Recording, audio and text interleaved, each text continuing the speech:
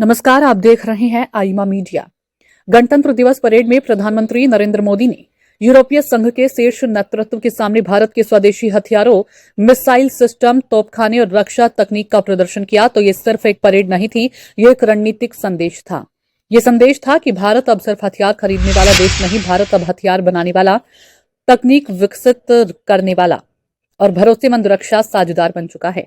इसी बैकग्राउंड में एक बहुत बड़ी खबर सामने आई, जहां यूरोपीय संघ अपनी रक्षा नीति को रिसेट कर रहा है और इस रिसेट का सबसे बड़ा फायदा भारत को मिल सकता है। दरअसल भारत और यूरोपीय संघ इस समय दो बड़े समझौतों की तैयारी में है।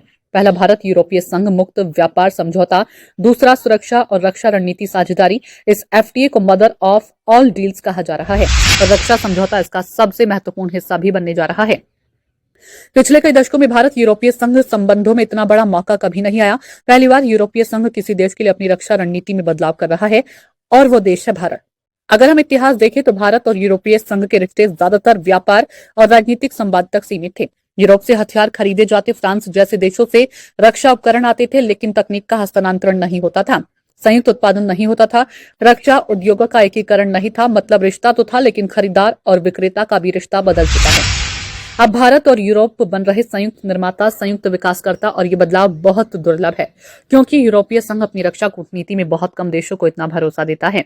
दरअसल कोई भी देश सिर्फ दोस्ती के लिए अपनी रणनीति नहीं बदलता, इसके पीछे राष्ट्रहित होते हैं। जैसे कि यूरोप को अब ये एहसास हो चुका है कि वह अमेरिका पर जरूरत से ज्यादा निर्भर हो चुका है।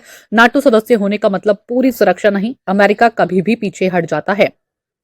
हथियार, चिप्स और गोला बारूद की सप्लाई चेन कमजोर है। यूक्रेन युद्ध और अमेरिकी राजनीति की अनिश्चितता ने यूरोपियों को सोचने पर मजबूर कर दिया।